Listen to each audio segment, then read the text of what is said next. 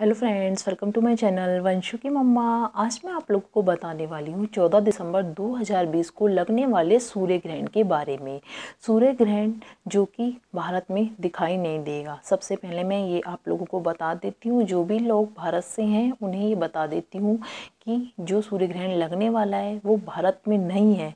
लेकिन जो गर्भवती महिला हैं उन्हें किन किन बातों का सूर्य ग्रहण के समय पर ध्यान रखना है, क्योंकि सूर्य ग्रहण चाहे हमारे देश में हो या फिर किसी भी देश में हो, बट गर्भवती महिला को बहुत सारी बातों का ध्यान रखना होता है। क्योंकि इस टाइम पर अगर गर्भवती महिला कुछ बातों की गलती कर दे तो सीधा प्रभाव हमारे बच्चे पर पड़ता है। ठीक है, तो आगे मैं आप लोगों को बताऊंगी कि किन किन बातों का ध्यान रखना है सूर्य ग्रहण पर। जो बातें मैं बता रही हूँ आप लोगों को वो बहुत ज़्यादा इम्पोर्टेंट है, तो आप वीडियो को एंड तक ज़रूर देखना। आइए अपना वीडियो स्टार्ट करते हैं। वीडियो स्टार्ट करने से पहले हर बार की तरह आप लोगों से एक छोटी सी रिक्वेस्ट है, अगर वीडियो अच्छी लगे तो एक लाइक ज़रूर कीजिएगा। अगर आप चैनल पे नए हो तो चैनल को सब्सक्राइब भी ज़रूर कीजिएगा। ठीक है, तो आइए हम अपना वीडियो स्टार्ट करते हैं। ठीक है, और जानते हैं कि सूर्य ग्रहण कहाँ कहाँ दिखेगा, ये क्या इसका सूतककाल मान्य है कि नहीं है, इस समय पर क्या गर्भवती महिला को किन किन बातों का ध्यान रखना है, वो सारी बातें आगे हम जानते हैं। सबसे पहले हम ये जानेंगे कि जो सूर्य ग्रहण लग रहा है क्या ये पूर्ण सूर्य ग्रहण है। हाँ, ये पूर्ण सूर्य ग्रहण है और इसका पृथ्वी पर बहुत बुरा प्रभाव पड़ने वाला है, तो आप लोगों को पूरा ध्यान रखना है, जो भी गर्भवती महिलाएं हैं। उसके बाद आता है 14 दिसंबर 2020 को लगने वाले सूर्य ग्रहण का सूतककाल मान्य है कि नहीं है। देखिए, इसका सूतककाल मान्य नहीं है, इसलिए आप लोगों को ग्रहण लगने से पहले सूतककाल के लिए कुछ भी करने की ज़रूरत नहीं है और ना ही घबराने की ज़रूरत है। ठीक है, उसके बाद आता है कि जो 14 दिसंबर 2020 को सूर्य ग्रहण लगने वाला है वो कहाँ कहाँ दिखाई देगा। देखिए, दक्षिण अमेरिका में दिखाई देगा, साउथ अफ्रीका में दिखाई देगा और प्रशांत महासागर में दिखाई देगा। ठीक है, तो आप लोगों को ध्यान रखना है, जो भी लोग यहाँ से हैं उन्हें बहुत ज़्यादा ध्यान रखने की ज़रूरत है। और चाहे हम कहीं पे भी रह रहे हैं, जो गर्भवती महिलाएं उन्हें तो ध्यान रखना ही है, लेकिन जो यहाँ पे इन जगहों पर रह रहे हैं उनको भी ध्यान रखना है। ग्रहण लगने पर एकदम ग्रहण को सीधा नहीं देखना। ठीक है, उसके बाद आता है 14 दिसंबर 2020 को लगने वाला जो सूर्य ग्रहण है उसका क्या समय रहेगा। देखिए, ये लगेगा 14 दिसंबर को लगेगा, शाम को 7 बजकर शुरू होगा और रात को 15 दिसंबर लग चुका होगा। उस समय तक यह रहेगा, 12:23 तक यह रहेगा। ठीक है, तो आप लोगों को ध्यान रखना है उस समय पर कुछ बातों का। आगे मैं आप लोगों को बताती हूँ वो कौन सी बातें हैं जिनका गर्भवती महिला को बहुत ज़रूरी है ध्यान रखना। तो सबसे पहले यह आता है कि गर्भवती महिला को ग्रहण के समय पर खाना पीना बिल्कुल भी नहीं है। अगर आपको प्यास लगती है तो आप पानी पी सकते हैं, बट आपको खाना नहीं है। और पानी में तुलसी का पत्ता डाला होना चाहिए। जैसे ग्रहण लगने वाला है तो आप खाने और पीने की चीज़ों में तुलसी के पत्ते डाल दीजिए, क्योंकि यह बहुत बुरा टाइम होता है। तो इस समय पर जो भी खाने पीने की चीज़ें होती हैं वो सब दूषित हो जाती हैं, तो तुलसी का पत्ता डालना इस समय पर अच्छा रहता है।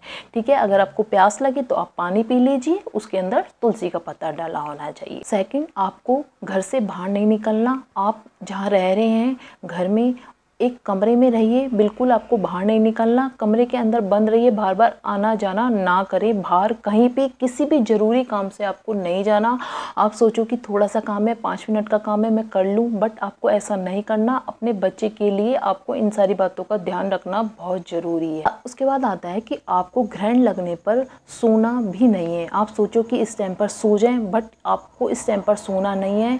आपको इस समय पर भगवान का ध्यान करना है। आप अपने इष्ट देव का ध्यान कर सकते हैं, मंत्रोच्चारण कर सकते हैं और कुछ अच्छी सी बुक्स पढ़ सकते हैं आप। जैसे अगर आपके मान लो घर में रामायण है तो आप रामायण पढ़ सकते हैं, भजन कीर्तन कर सकते हैं, बट आपको सोना नहीं है। आप सोचो सो जाऊं, ऐसा नहीं करना आप लोगों को। और सबसे मेन पॉइंट आता है कि इस समय पर आपको कुछ भी काटना पीटना सिलना कुछ भी नहीं है। जैसे चाकू छुरी पेन पेंसिल कैंची सुई कुछ भी यूज़ नहीं करना, क्योंकि अगर हम काटेंगे पीटेंगे तो इसका बुरा प्रभाव हमारे बच्चे पे पड़ता है, ज़रूर से ज़रूर पड़ता है। ये आजमाई हुई बात है, बट हमें इस टाइम पर आजमाना नहीं है कि हम अगर ऐसा करेंगे तो क्या हो सकता है बच्चे के ऊपर ऐसा कुछ।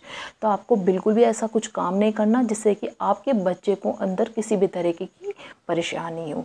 ठीक है, इस टाइम पर एकदम सीधा बैठना है। अगर आप बैठे हुए हो तो आपको एकदम सीधा बैठना है, अगर आप लेटे हुए हो तो आपको एकदम सीधा लेटना है। आपको हाथ पैर टेढ़े मेढ़े बिल्कुल नहीं करना है। आपको जैसे हाथ ऐसे ऐसे बिल्कुल ऐसे कुछ भी नहीं करना है, आपको बिल्कुल सीधे रखने हैं हाथ आपको उस टाइम पर। और आपको उस समय अगर आप बैठे हो और अगर लेटे हो तो आपको तकिए का सहारा नहीं लेना। ऐसा कहते हैं अगर तकिए का सहारा लेती है गर्भवती महिला ग्रहण लगने पर, चाहे सूर्य ग्रहण हो या फिर चंद्र ग्रहण हो, आपको तकिए का सहारा नहीं लेना, क्योंकि ऐसा कहा जाता है अगर तकिए का सहारा लेते हैं तो बच्चे की कूब निकल जाती है।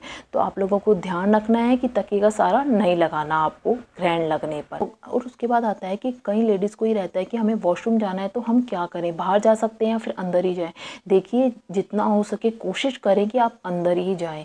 ऐसा नहीं है कि आप सोचो कि हम ढक के चले जाएं, शॉल डाल लें या चुन्नी डाल लें, तो ऐसा बिल्कुल ना करें। हो सके तो अंदर ही कोशिश करें जाने की। ऐसा रूम मतलब होना चाहिए आपका जिसके अंदर लेट बाथ अटैच हो, ताकि आपको बाहर जाना ही ना पड़े।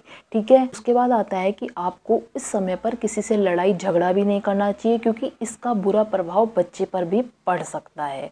ठीक है। और उसके बाद आता है कि आपको इस टाइम पर पति पत्नी को संबंध भी नहीं बनाने चाहिए। तो इन सारी बातों का आप लोगों को ग्रहण लगने पर ध्यान रखना है, जो भी गर्भवती महिलाएं हैं। ठीक है। और उसके बाद आता है मेन पॉइंट कि ग्रहण खत्म होने के बाद हमें क्या करना है। देखिए ग्रहण लगने से पहले भी आपको नहाना है और ग्रहण खत्म होने के बाद भी आपको नहाना जरूरी होता है। बट टाइम इतना हो चुका होगा कि रात को 12:23 पर आप नहा तो सकते नहीं है, देखिए बीमार हो जाएंगे। तो मैं आप लोगों से यही कहना चाहती हूँ कि आप नहाए ना ग्रहण खत्म होने के बाद, ग्रहण लगने से पहले आप जरूर नहा सकते हैं, क्योंकि टाइम इतना ज़्यादा नहीं हुआ होगा, आप गर्म पानी से आराम से नहा सकते हैं। ठीक है। तो ग्रहण अगर जैसे खत्म हो चुका है तो उस टाइम पर आप गंगा जल का छिड़काव अपने ऊपर करवा सकते हैं घर के किसी सदस्य से। अगर मान लो सब सो चुके हैं उस टाइम पर, तो आप खुद भी अपने ऊपर छिड़काव कर सकते हैं गंगा जल से।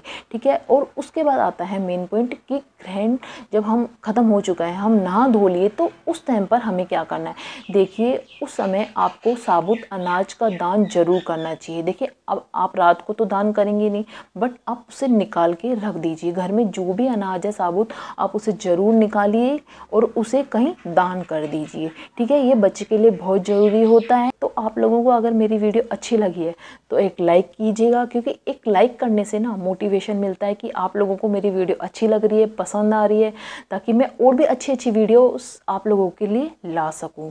ठीक है। तो एक लाइक तो करना है और कमेंट भी ज़रूर से ज़रूर करना कि आप लोगों को अच्छी लगी है कि नहीं लगी है। और अगर आप चैनल पर नए हो, चैनल को सब्सक्राइब नहीं किया है, तो अभी के अभी चैनल को सब्सक्राइब भी ज़रूर से ज़रूर कर दीजिए। ठीक है। तो फिर मिलते हैं। Bye bye, take care.